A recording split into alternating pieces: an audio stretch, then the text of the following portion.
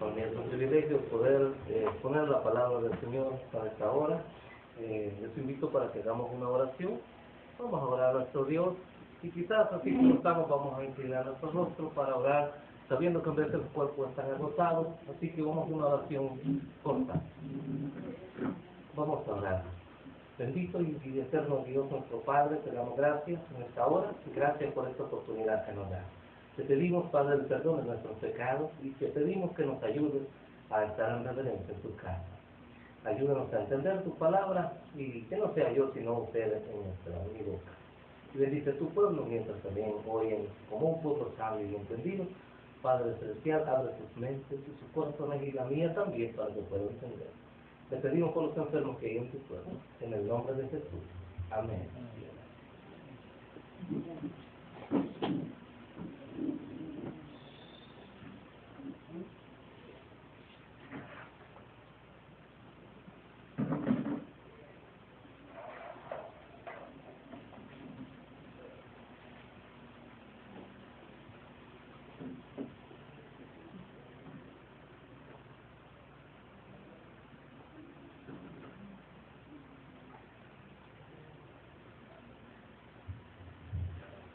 Vamos a meditar en la palabra del Señor a esta hora. Y vamos a, bueno, esto ya una vez parece que estuve ¿verdad?, estudiando con ustedes el libro, o el libro de Oseas, sí, el libro del profeta Oseas. Hoy vamos a volver a hacer, vamos a volver a reestudiar el libro de Oseas.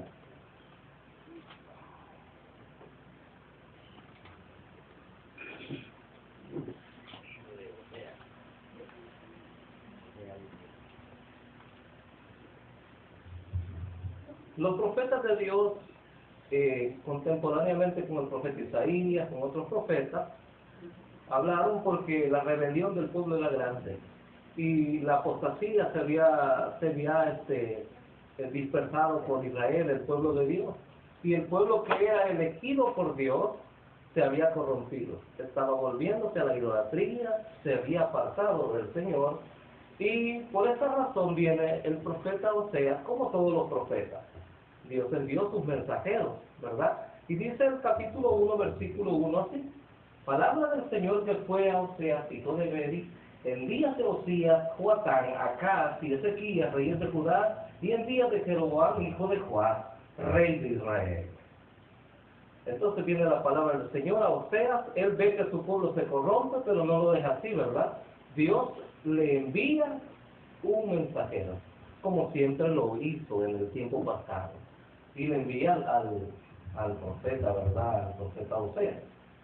Y entonces dice: el principio de la palabra del Señor con Oseas, y dijo el Señor a Oseas: ve, toma una mujer fornicaria e hijos de fornicaciones, porque la tierra se dará a fornicar, apartándose del Señor su Dios. Así que Dios había visto que el pueblo de él se había metido, se había corrompido, y a eso se le llama fornicación espiritual, porque estaba yendo tras otros dioses, estaba adorando a otros dioses. Ustedes saben, los reyes que habían pasado en Israel, ¿verdad?, dice la Biblia, eran malvados, hacían errar al pueblo de Dios, y por esta razón Dios les envía este mensaje. Ahora, fíjense que Dios manda a su profeta a que se case con una mujer fornicaria. ¿Y por qué razón? ¿Cuál es la razón? Porque hay una razón, ¿verdad?, por la que Dios envía. Dios había prohibido en el tiempo pasado que sus líderes tomaran mujeres así. En Levítico capítulo, por ejemplo, en el capítulo 27 de Levítico, 21, perdón, aquí me equivoqué, capítulo 21, y en el versículo 7 nos dice lo siguiente: 21:7 de Levítico. Miren lo que aquí se dice. Dice, quiero ver, Levítico 21:7, estamos mal.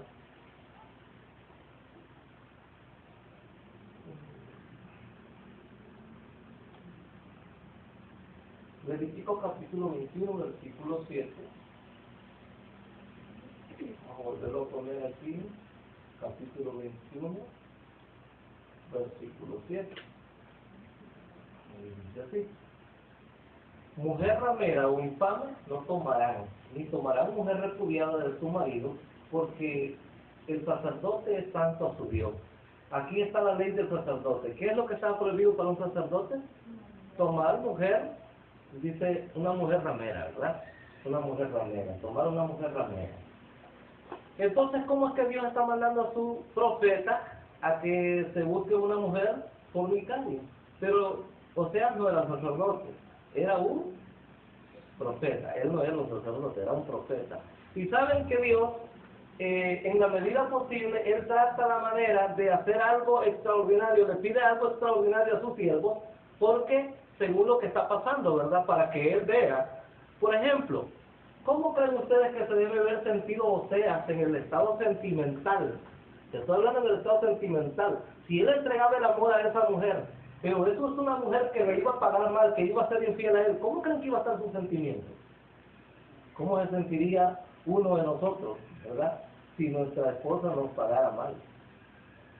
¿Cómo nos sentiríamos? El hermano a veces hace plática y dice, eso nunca lo ha vivido usted. Terrible, algunos hasta se han ahorcado, ¿verdad? Algunos se quitan la vida porque aman tanto a la mujer y entonces una infidelidad y van a buscar el vicio. Entonces, vean, ¿qué quería enseñar el Señor? ¿Qué lección quiere entregarle a Oseas? Así como él se va a sentir por la infidelidad de esta mujer, ¿a ustedes creen que a Dios le agrada la infidelidad de su pueblo y no se siente mal?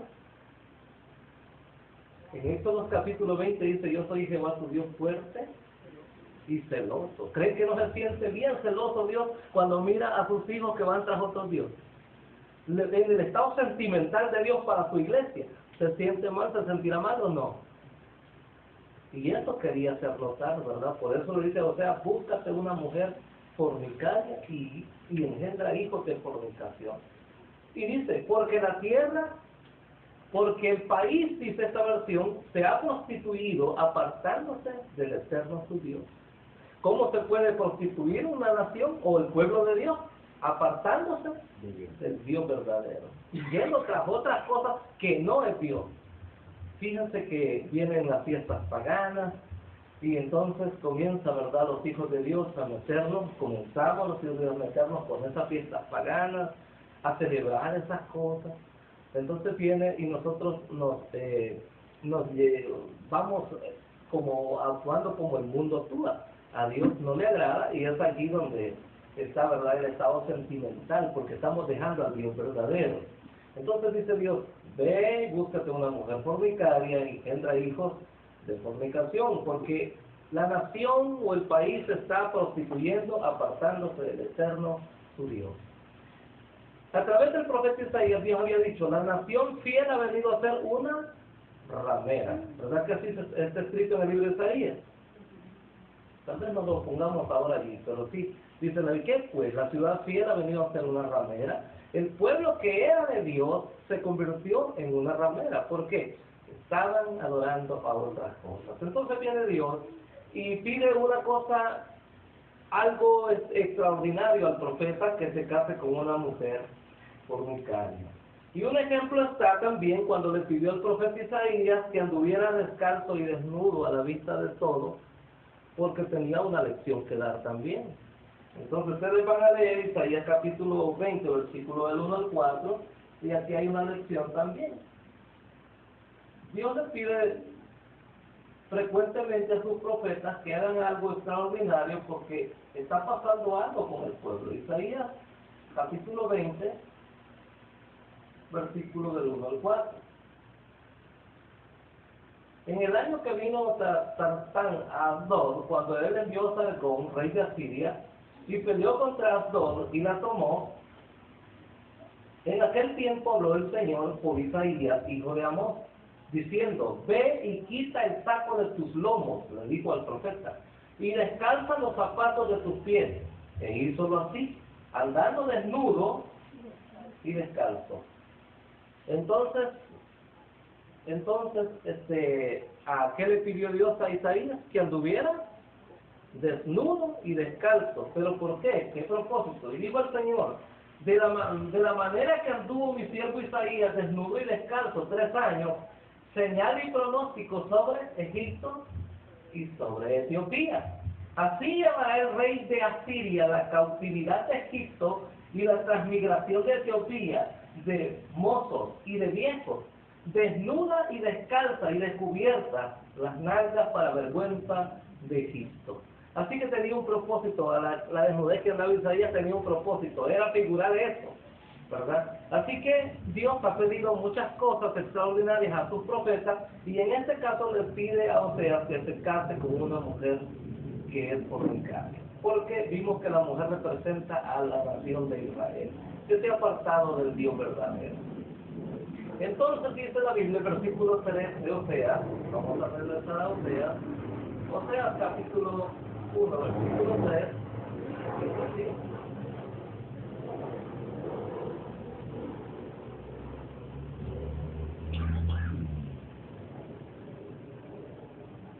fue pues y tomó a Gomer, hija de Diblaim, la cual concibió y le parió un hijo. Esta no es una, porque algunos dicen de que esto no fue literal, pero sí fue literal, de tal manera que se da el nombre de la mujer, y también se da el nombre de el suegro de Oseas, Diblaim, y entonces se da el nombre también de los hijos. Pero lo que quiero ver es que acá, cada hijo que va a engendrar con esta mujer representa algo. Dice, la cual concibió y le parió un hijo. Entonces viene y díjole el Señor, ponle por nombre Jezreel. Este nombre Jezreel no se lo puso Oseas, no se lo puso Gomer, ni tampoco se lo puso Diblaim, que es el abuelo, sino que se lo puso ¿quién? El Señor, el Eterno, se lo puso, ¿verdad? Jezreel. Y dice, porque de aquí a poco yo visitaré la sangre de Jezreel, la sangre de Jezreel sobre la casa de Jehú, y haré cesar el reino de la casa de Israel. Así que Jezreel representa algo, porque acá dice que la sangre en plural, aquí esta Biblia usa la palabra, las sangres de Jezreel deben de ser, ¿qué dice aquí? Miren, dice, yo visitaré la sangre de Jezreel sobre la casa de Jehú y haré cesar el reino de la casa de Israel. Y dice, y acaecerá que en aquel día quebraré yo el arco de Israel en el valle de Jezreel. Y entonces, y concibió, bueno, aquí está otra criatura ya, ¿verdad? Pero vamos a ver qué es Jezreel, quién es Jezreel. Porque en esta otra versión dice, entonces Oseas se casó con Gomer, hija de Diblaim, la que concibió y engendró un hijo.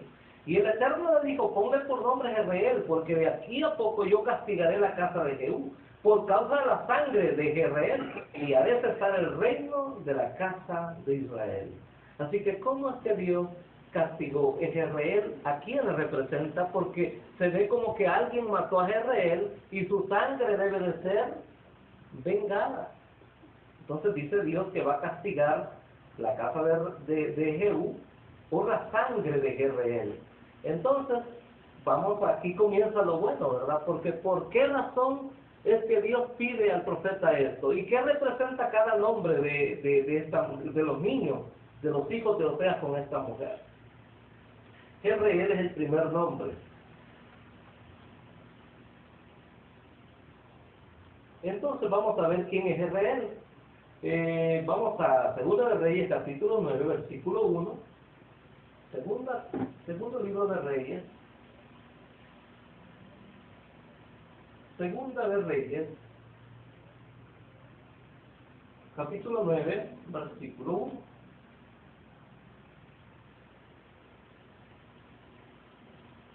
Nueve, 1 en adelante. Entonces dice así, 9:1 en adelante. Entonces el profeta Eliseo llamó a uno de los hijos de los profetas y díjole, ciñe tus lomos y toma esta alfuza de aceite en tu mano y ve a Ramón de Galaad. Y cuando llegares allá, verás allí a un personaje que mencionó Oseas, ¿verdad? ¿A quién? A Jehú, hijo de Josafat, hijo de Nimsi, y entrando haz que se levante de entre los hermanos, y mételo en la recámara. ¿A quién? A Jehú. Luego dice, toma luego la alcuza de aceite, que era una copa de aceite, y derrámala sobre su cabeza. Y di, así dijo el Señor, yo te he ungido por rey sobre Israel. Y abriendo la puerta, echa a huir y no espere. Le dice el profeta Eliseo que haga con Jehú, ¿verdad? Entonces luego dice, fue pues el muchacho y el mozo del profeta a Ramot de Galaad. Así que fue obediente y fue. Y como él entró, he aquí los príncipes del ejército que estaban sentados, y él dijo, príncipe, una palabra tengo que decirte. Y Jehú dijo, ¿a cuál de todos nosotros? Preguntó Jehú, ¿verdad? Y él dijo, a ti, príncipe. Entonces, y dice, y él se levantó, Jehú se levantó, y entróse en casa, y el otro derramó el aceite sobre su cabeza, y le dijo, así dijo el Señor, Dios de Israel, y yo te he ungido por rey sobre el pueblo del Señor, sobre Israel. Y herirás la casa de Acab tu Señor, y aquí está, para que yo, dice el Señor, vengue la sangre de mis siervos, los profetas, y la sangre de todos los siervos del Señor de la mano de Jezabel. Así que el primer hijo que tiene, o sea, con Gomer, representa a los profetas de Dios que fueron muertos. Y la sangre de ellos debe de ser vengado. Y Dios va a utilizar a un hombre. ¿A quién va a utilizar? A Jehú, para que castigue a su misma casa, porque la casa de Israel ha hecho esto. Entonces dice la Biblia, continúa diciendo, y perecerá toda la casa de Acab, y talaré de Acab todo meante a la pared, así al guardarlo como al desamparado en Israel. Y yo pondré la casa de Acab como la casa de Jeroboam, hijo de Nabat, y como la casa de Baasa, hijo de Arías. Y a Jezabel comerán perros en el campo de Jezreel, y no habrá quien la sepulte. Enseguida abrió la puerta y echó a huir. Así que solamente llega, lo unge por rey y le dice, este es el trabajo que vas a hacer. Y se va a huir. Luego dice, después salió Jehú a los siervos de su señor, y dijéronle, ¿qué le preguntan? ¿Hay paz, Jehú? ¿Hay paz? ¿Para qué entró así aquel loco? Le están preguntando por aquel que fue a derramar el aceite o aquello. ¿Para qué entró así aquel loco? Y él les dijo, vosotros conocéis al hombre y sus palabras. Y ellos dijeron, mentira, decláranoslo ahora. Dinos que este fue lo que te dijo. Y él dijo, así me habló, diciendo, así ha dicho el Señor, yo te he ungido por rey sobre Israel. Así que ¿a quién fue que Dios ungió como rey de Israel? ¿A quién? A Jehú. A Jehú. Tal como lo dice el profeta de Oseas, dice, y el Eterno dijo, ponle por nombre de Jezreel, porque de aquí a poco yo castigaré la casa de Jehú por causa de la sangre de Jezreel, y haré cesar el reino de la casa de Israel.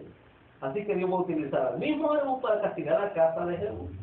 Luego dice así, entonces tomaron prestamente su ropa, y puso a cada uno debajo de él en un trono alto, y tocaron corneta y dijeron, Jehú es rey. Aclamaron. Así conjuró Jehú, hijo de Josafat, hijo de Nimsi, contra Jorán. Estaba Jorán guardando a Ramot de Galaad con todo Israel, por causa de Hazael, rey de Siria. Habíase empero vuelto el rey Jorán a Jezreel para curarse de las heridas que los sirios le habían hecho, peleando contra Hazael, rey de Siria. Y Jehú dijo, si es vuestra voluntad, ninguno escape de la ciudad para ir a dar las nuevas en Jezreel. Entonces Jehú cabalgó y fue a Jezreel, porque Jorán estaba allí enfermo. También Ocosías, rey de Judá, había descendido a visitar a Jorán. Y el atalaya que estaba en la torre de Jezreel vio la cuadrilla de Jehú que venía, y dijo, yo veo una cuadrilla. Y Jorán dijo, toma uno de a caballo y envía a reconocerlos y que les diga, ¿hay paz? Fue pues el de a caballo a reconocerlo, y dijo: el rey dice así, ¿hay paz? ¿Vienen en son de paz ustedes? Entonces dice la Biblia, y Jehú le dijo: ¿qué tienes tú que ver con la paz? ¿Cómo vas a estar en paz tú? ¿Cómo ustedes van a estar en paz? Dice: ¿qué tienes tú que ver con la paz? Vuelve detrás de mí. El atalaya dio luego aviso diciendo: el mensajero llegó hasta ellos y no vuelve. Claro, en lugar de oponerse a ellos, ¿qué había hecho el atalaya? No, se les había unido, sabía que no iba a poder vencer, ¿verdad? Entonces dice después: entonces envió otro de a caballo, el cual llegando a ellos dijo: el rey dice así, ¿hay paz? Y Jehú respondió: ¿qué tienes tú que ver con la paz? Vuélvete tras mí. El atalaya volvió a decir: también llegó a ellos y no vuelve. Mas el marchar del que viene es como el marchar de Jehú, hijo de Nimsi, porque viene impetuosamente. Entonces Joram dijo: unce y uncido que fue su carro, salió Joram, rey de Israel, y Ocosías, rey de Judá, cada uno en su carro, y salieron a encontrar a Jehú, al cual hallaron en la heredad de Nabot de Jezreel. Y viendo Joram a Jehú, dijo: ¿hay paz, Jehú? Y él respondió: ¿qué paz? Con las fornicaciones de Jezabel tu madre y sus muchas hechicerías. ¿Ustedes creen que tenía paz con Dios esta gente? No, ¿verdad? Por eso es que cuando nosotros saludamos de paz, va más allá de cualquier cosa, es más allá del cese de guerra, es cómo estamos con Dios. Y aquí, esa es la pregunta: ¿hay paz? Y dice Jehú: ¿cuál paz? Con las fornicaciones que tu madre está haciendo. ¿Cuál paz tienen ustedes con Dios? ¿Qué paz podremos tener nosotros en nuestro corazón si decimos paz, pero por dentro de nuestro corazón no estamos haciendo la voluntad de Dios? No tenemos la paz. Entonces aquí le dice Jehú, ¿verdad? Esto. Y luego agrega: entonces Joram, volviendo la mano, huyó y dijo: Ocosías, traición, Ocosías. Y dice: mas Jehú flechó su arco e hirió a Joram entre las espaldas, y la saeta salió por su corazón y cayó en su carro. Y así comienza, ¿verdad?, a ser vengada la sangre de los profetas de Dios. Dijo luego Jehú a Bidkar, su capitán: tómalo y échalo a un cabo de la heredad de Nabot de Jezreel. Acuérdate que cuando tú y yo íbamos juntos con la gente de Acab, su padre, el Señor pronunció esta sentencia sobre él diciendo: que yo he visto ayer las sangres de Nabot y las sangres de sus hijos, dijo el Señor, y tengo de darte la paga en esta heredad, dijo el Señor. Tómalo pues ahora y échalo en la heredad conforme a la palabra del Señor. Y viendo esto, Ocosías, rey de Judá, huyó por el camino de la casa del huerto, y siguiólo Jehú diciendo: herid también a este en el carro. Y le hirieron a la subida de Gur, junto a Ibleam, y él huyó a Megiddo y murió allí. Así que también, ¿verdad?, Ocosías murió, dice acá. Y sus siervos le llevaron en un carro a Jerusalén, y allá le sepultaron con sus padres en su sepultura en la ciudad de David. En el 10º año de Joram, hijo de Acab, comenzó a reinar Ocosías sobre Judá. Dice: vino después Jehú a Jezreel, y como Jezabel lo oyó, se adornó sus ojos, puso adorno en sus ojos, se maquilló la cara, ¿verdad? Dice, adornó sus ojos con alcohol, y atavió su cabeza y se asomó a una ventana. Se asomó, y como entraba Jehú por la puerta, ella dijo: ¿sucedió bien a Sinri que mató a su señor? Alzando él entonces su rostro hacia la ventana, dijo: ¿quién está conmigo? Dijo Jehú. ¿Quién? Y miraron hacia él 2 o 3 eunucos. Los eunucos eran los encargados de cuidar al rey y a la reina. ¿Quién está conmigo? ¿Quién? Y entonces dice, y él les dijo: echadla abajo. Y ellos la echaron, y parte de su sangre fue salpicada en la pared y en los caballos, y él la atropelló. Entonces entró luego, y después que comió y bebió, dijo: id ahora a ver a aquella maldita y sepultarla, que es hija de rey. Pero cuando fueron para sepultarla, no hallaron de ella más que la calavera, los pies y las palmas de las manos. Y ahí sigue, ¿verdad?, toda la profecía. Sigue todo el relato de la historia que ocurrió. A ver, ¿se estaba vengando la sangre de los profetas que ellos mataron? Sí, se estaba vengando, ¿verdad? Entonces, miremos entonces lo que dice. En aquel día, dice Oseas 5, perdón, en aquel día yo quebraré el arco de Israel en el valle de Jezreel. Entonces Dios estaba allí comenzando a castigar a Israel por su desobediencia y su rebelión y por haber dado muerte a sus profetas. Entonces, pero la cuestión no quedó allí. Dice que Dios decidió sacar del todo a Israel, a las 10 tribus de Israel, de su propia nación. Así comenzó a caer el reino de Israel y a vengarse la sangre de los profetas. Y ahora Dios habría de quitar del todo a Israel,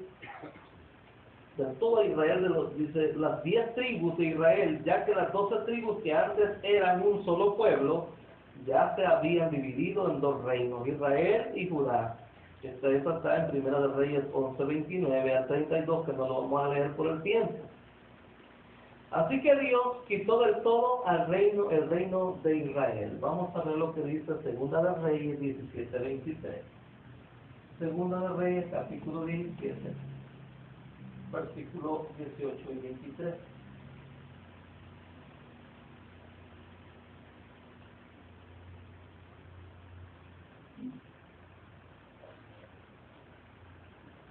El Señor, por tanto, se airó en gran manera ¿contra quién? Contra Israel. Y los quitó de delante de su rostro, que no quedó sino solo hubo un reino que quedó allí, ¿verdad? Solo la tribu de Judá, que esa tribu de Judá se componía de 2 partes, Judá y Benjamín, quedaron en la Tierra Santa.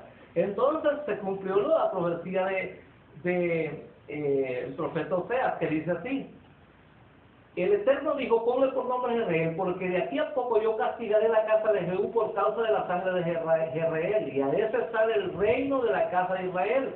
En aquel día yo quebraré el arco de Israel en el valle de Jezreel. En cambio tendré, dice, compasión de la casa de Judá. Entonces Dios está diciendo acá que va a quitar las 10 tribus de Israel, pero que va a cuidar una tribu, que es la tribu de Judá, el reino del sur. Vamos a ver lo que más dice adelante. Versículo 23. Dice así: hasta tanto que el Señor quitó a Israel de delante de su rostro, como lo había él dicho por mano de todos los profetas sus siervos. E Israel fue transportado de su tierra a Asiria hasta el día de hoy. ¿A quién utilizó Dios para sacar a las 10 tribus de Israel? ¿A quién utilizó? A los asirios. Los asirios vinieron, Tilac-Pileser, ¿verdad? Y sacaron a los israelitas, a las 10 tribus de la Tierra Santa. Entonces,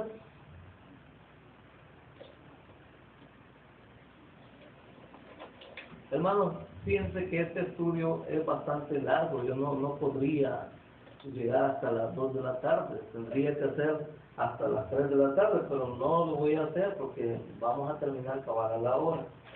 Entonces, Dios está mostrando acá el castigo a Israel, y dice también que él bautice en el versículo 6 de Oseas capítulo 1. Vamos a ver qué nos dice aquí la Biblia. Vamos a regresar a Oseas. Oseas capítulo 1.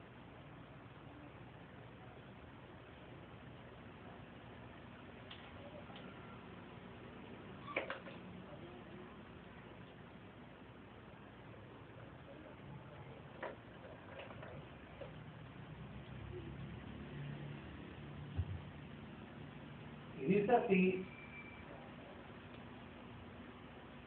y concibió aún y parió una hija, y díjole Dios, ahora viene otro hijo, en el versículo 6, Y ella concibió otra vez y dio a luz una hija, ahora es una niña, ya no es un varón, es una niña. Y dijo Dios, ponle por nombre Lo Ruama. Ponle por nombre Lo Ruama. La palabra Lo Ruama, Lo significa no. O sea, no más, no compadecida. Y dice, porque no más tendré misericordia de la casa de Israel, sino que los quitaré del todo, lo que ya leímos, ¿verdad? Que Dios sacó a Israel del todo de la tierra santa, sino que los quitaré del todo. Entonces, ahora tiene una niña que se llama Lo Ruama, y entonces comienza a decir la Biblia que los va a quitar del todo. Y ya vimos nosotros cómo Dios mató a Jezabel, mató a Ocosías, a Jorán, a través de Jehú. Usando a Jehú, vengó la sangre de los profetas. Pero aún hay más. En el capítulo 10 de Segunda de Reyes, que esto sería de leerlo todo, miren que también dice la Biblia que dice que se acabó toda la familia de Acab, todos murieron en manos de Jehú.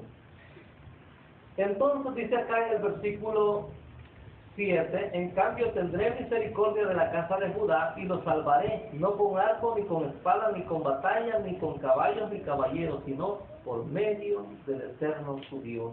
Así que esta niña, Lo Ruama, representa siempre a Israel, a las 10 tribus, que Dios nos iba a sacar del todo de su tierra. En el versículo 7 dice que iba a tener misericordia entonces de Judá. ¿Y cómo lo guardó él? Porque no usó, dice, ni con espada, ni con batalla, ni con caballos, ni caballeros, sino por medio del Eterno su Dios. Segunda de Reyes 19:32 dice así. Segunda de Reyes, capítulo 19.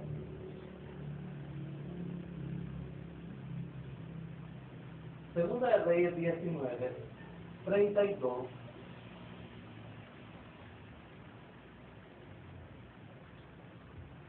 Por tanto el Señor dice así, el rey de Asiria no entrará en esta ciudad.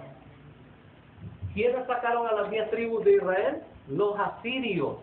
Pero también Asiria había jurado llevarse también a los judíos. Por tanto el Señor dice así, el rey de Asiria no entrará en esta ciudad, ni echará saeta en ella, ni vendrá delante de ella escudo, ni será echado contra ella baluarte. Está hablando contra la tribu de Judá. Y dice, por el camino que vino se volverá, y no entrará en esta ciudad, dice el Señor. Porque yo ampararé a esta ciudad para salvarla, por amor de mí y por amor de David, mi siervo. Y aconteció que la misma noche salió el ángel del Señor e hirió en el campo de los asirios 185,000, y como se levantaron por la mañana, he aquí los cuerpos de los muertos.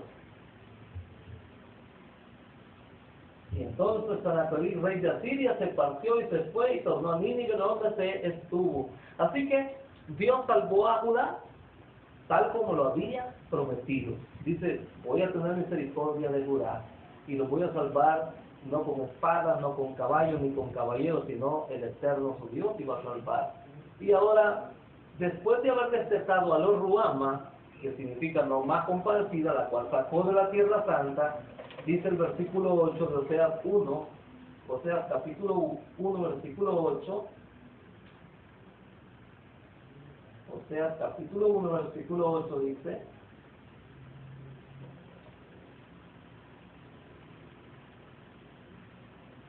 y después de haber destacado a Lo Ruama, concibió y parió un hijo.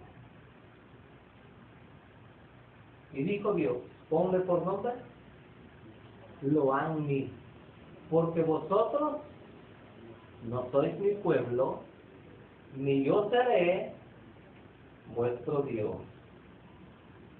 Y para hacer así bien cortito todo, este Lo-Ammi es Judá, que como Israel terminó también corrompiéndose. ¿Y cuál fue la copa que llenó la medida? Jesús vino de la tribu de Judá. Y dice 1:11 de Juan, vino a lo que era suyo, Judá, que todavía estaba en la tierra santa, pero los suyos No le recibieron, ¿ve? Entonces dice la Biblia acá que Jesús tuvo que decirles, vuestra casa será dejada desierta. Se quedó desierto aquello. ¿Por qué? Porque ellos rechazaron ¿a quién? Rechazaron al Mesías. Alguien puede decir, sí, pero Dios hizo eso. Sí, es verdad, pero Dios conocía también la dureza de ellos. En todos los tiempos habían rechazado los mensajes de Dios. Y entonces Lo-Ammi representa a los judíos que finalmente terminaron fuera de la Tierra Santa, ya no por Asiria, sino por los ejércitos romanos. En el año 70 después de Cristo, invadió a Jerusalén y se llevó cautivo a los judíos, que regresaron en 1948, y ahí comenzó a florecer Judá en la Tierra Santa. Pero ellos se mantuvieron dispersos y fuera por los romanos. Ahora miren lo que dice una profecía maravillosa sobre esto. Con esto terminamos. Con esto terminamos. Isaías 54. Isaías capítulo 54.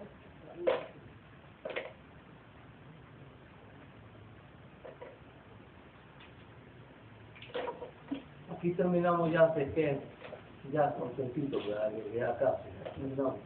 Dice, alégrate, oh estéril, la que no paría. Levanta canción y da voces de júbilo, la que nunca estuvo de parto. Porque más somos hijos de la dejada que los de la casada, ha dicho el Señor. Ensancha el sitio de tu tienda y extiende las cortinas de tus habitaciones. No seas escasa. Alarga tus cuerdas y fortifica tus estacas. Porque a la mano derecha y a la mano izquierda hace crecer. Y tu simiente heredará gentes y habitarán las ciudades asoladas. No temas, que no serás avergonzada. ¿A quién le está hablando Dios? ¿Esta profecía a quién es? A Israel.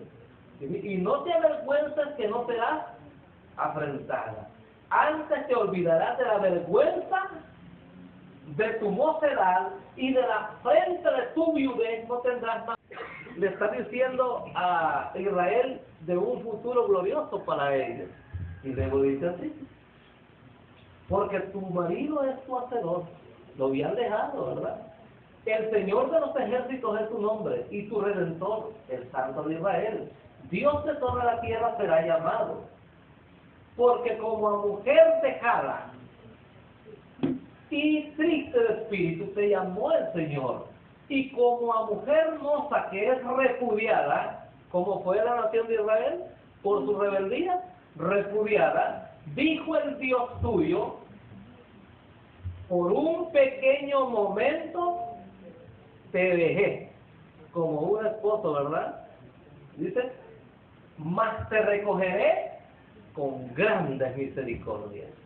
Y aquí terminamos un pequeño estudio, porque para eso tendría que estudiar todos los detalles de la profecía de Osea, mas no se puede, ¿verdad? Por el tiempo, por la incomodidad en el calor, por la incomodidad de estar sentados, no se puede hacer.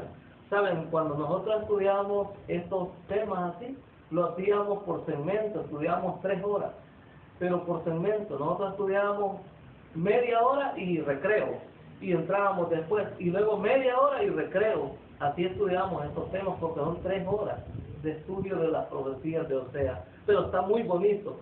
Y si yo estudio el capítulo 2, otra lección bonita que se refiere a nosotros hoy. Así que lo vamos a dejar hasta ahí. Y no he dado algunos detalles que yo dije, yo todo esto hay que decirlo. Pero ya lo he predicado, entonces yo creo que ya hasta van a decir los hermanos, ay, está bonito, pero ya le gustó dar solo ese. No, pero está bonito leerlo.